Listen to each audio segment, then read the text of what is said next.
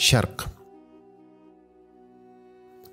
نیزه په لاس لیوال ته ورغی تاریخ په مخه، ویلې شرق په خوب ویده دی، هیڅ رنګ نه ویښیږي.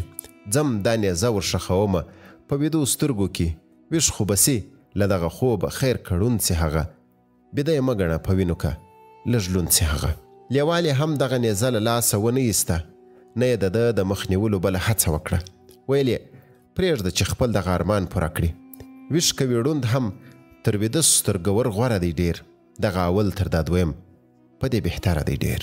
چې کوم څپاند غوندې سیلاب چې را روان دی دلته، هغه به واخلي دا ویده بنا د خلي په شان، خو د ړانده سترګه که نسته، لاسو پښې خو لري چې جنګ سي تود سوک او لغته خو به وغورځوي، په اسانۍ د ژوند دښمن ته وسله نه غورځوي.